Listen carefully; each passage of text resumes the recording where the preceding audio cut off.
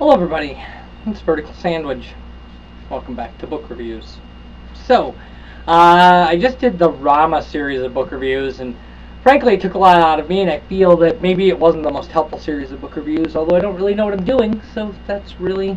So I decided that after that what I would do, this is like the same day, is that I would talk about a couple books that didn't win Hugo Awards or anything, or any awards they may have won awards, but in fact they did, but nothing that we're talking about. Books that are very dear to me, and books that I think really deserve kind of a promotion, not so much a review. So these are books I'm going to rant and rave about. And if you're into, all I can really say is, aside from I'm taking off my shoes, I'm taking off my shoes. That's how comfortable I want to be. I'm going to wear my pajama pants. I take off my shoes and to talk about this book that you can't see. So this is Haruki Murakami's The Windup Bird Chronicle. The Windup Bird Chronicle. Okay. So, The Windup Bird Chronicle is a tour de force and one of Haruki Murakami's most acclaimed and beloved novels. In a Tokyo suburb, a young man named Toru Okada searches for his wife's missing cat, and then for his wife as well, in a netherworld beneath the city's placid surface. As these searches intersect, he encounters a bizarre group of allies and antagonists. Gripping, prophetic, and suffused with comedy and menace, this is an astoundingly imaginative detective story, an account of a disintegrating marriage and an excavation of the buried secrets from Japan's forgotten campaign in Manchuria during World War II. Now here's the problem with talking about the work of Murakami. You cannot describe a Murakami plot in a way that makes sense, because Murakami just kind of goes, I have a plot. This guy and his young wife, they lose their cat, and so they consult like an expert, and then it just goes off the rails in every crazy thing you could possibly happen. It's not even, it's not describable. It's Murakami writes a kind of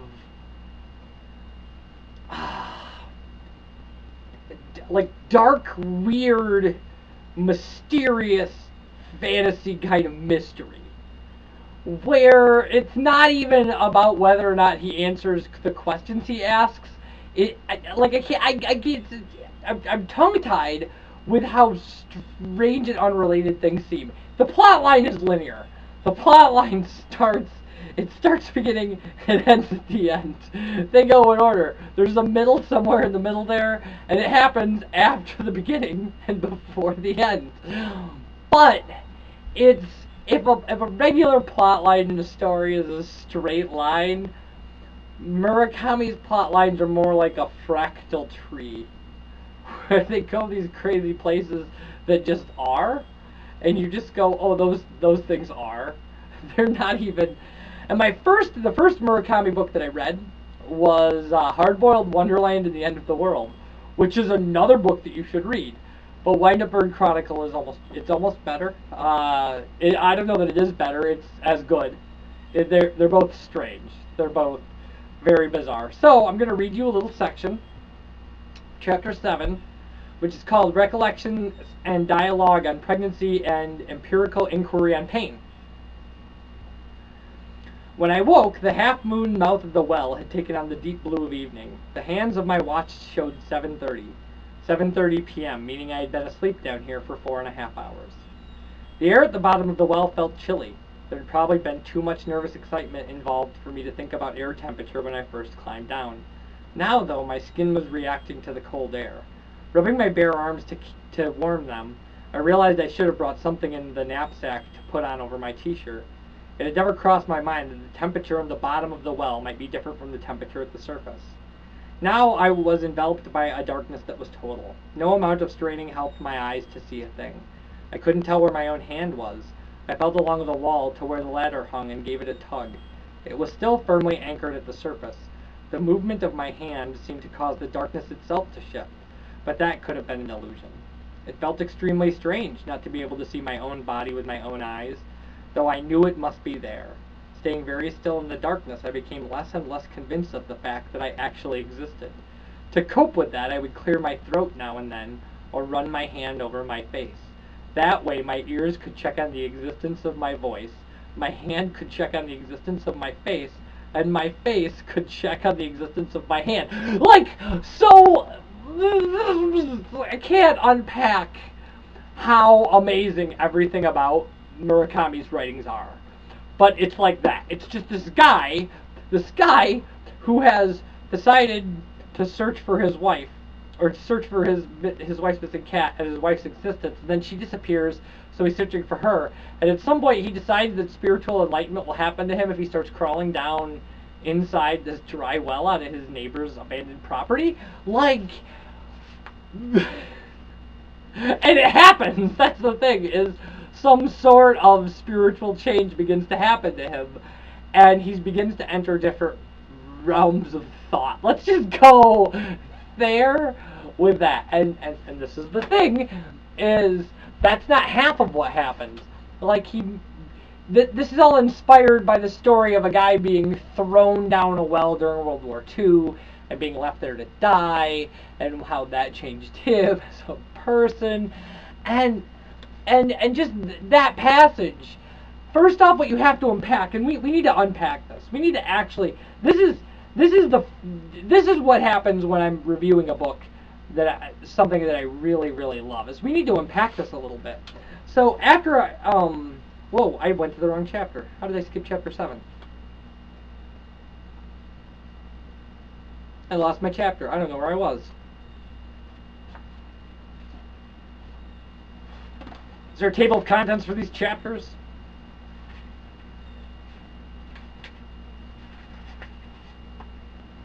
Of course there isn't. This is like a modern book. Why would there be a table of contents? This is meant to be read on a Kindle. It's so not. You can't read a book like this on a Kindle. A book like this eats a Kindle alive.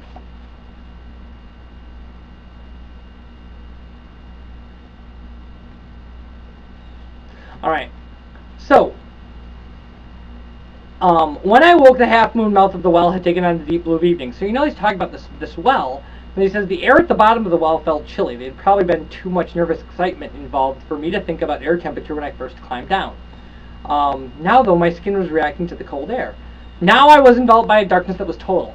So all those things, like, he never says that he's at the bottom of the well. Like, he never, the way he's describing him being at the bottom of the well is describing the cold and how he should have grabbed the shirt, but there was nervous excitement, and that, like, this is what the well looks like, and then it's so dark he can't even see his own body, which I've been in situations that were too dark to see myself, and it's a fantastic thing to be involved in. So he's touching his face to check to make sure he's clearing his throat and listening for it, and it's that kind of deliberate description of somebody's state of being that, I mean, Murakami is an artist in literature in the finest sense of the word. It's a lot like when we were talking about Where Late the Sweet Bird Sang, and I talked about how it's prose. Murakami stuff is prose as well, but Murakami's imagination his books have a very Lewis Carroll feel to them, where things happen and you're like, well, of course there's a walrus in the carpenter. Of course Tweedledum and Tweedledee exist here. Of course she's just talking to that dodo bird. Like, it never says, like, hey, by the way, don't you wonder how Cheshire cats can just disappear? Which, by the way, okay, complete aside for that, one of my favorite things in Alice in Wonderland, well, Through the Looking Glass anyway, or Alice's Adventures in Wonderland, is after Pig and Pepper, which is the thing that was cut out of the cartoon and doesn't exist. The Cheshire Cat, when he fades away, he comes back, like he suddenly reappears, and he says, oh, by the way, what happened to the baby? And Alice just looks at him and says, it turned into a pig. And he goes, yeah, I rather thought it would. Like, that's this.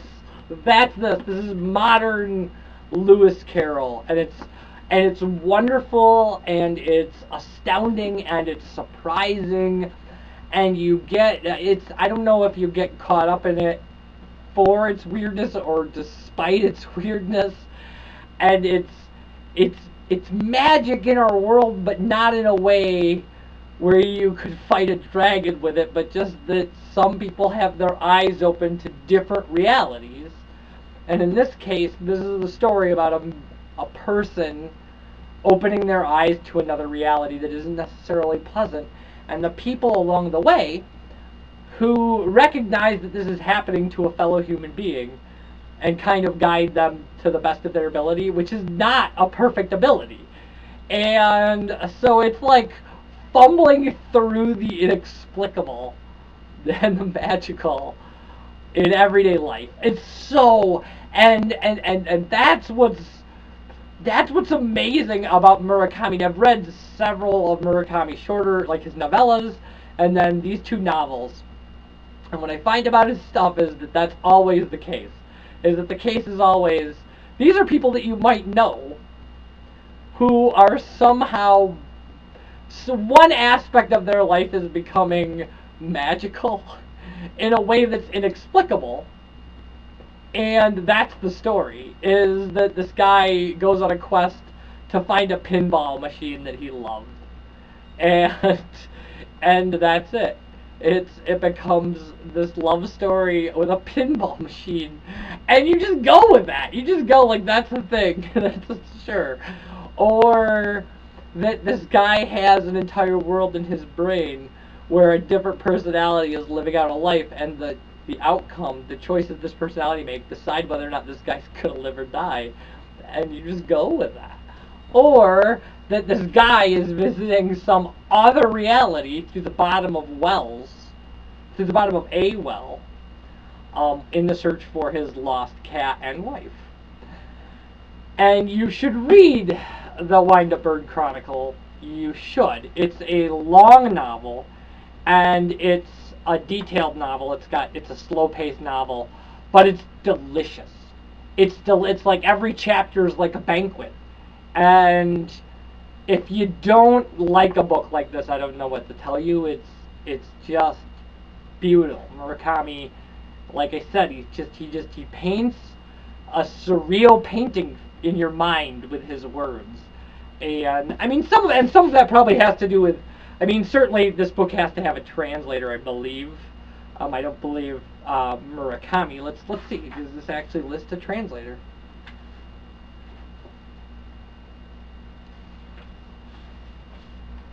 Yes, by J. Rubin. This was translated by J. Rubin, and so some credit has to go to that as well. And you hope this is a faithful translation. But yes, so you should buy and read Murakami's The Windup Bird Chronicle. And while you're in it, because I'm not going to get around to it probably for a while, you should probably, if you like this, you should check out Hardboiled Wonderland and The End of the World as well, because those two novels, I can guarantee you, are good. So, I love this. I can't say enough about how brilliant and off the wall and fun and surprising and just gorgeous this novel is. But it is. It's all those things. It's all those things. It's fantastic. And you should check it out. You should read it. It is available wherever fine books are sold.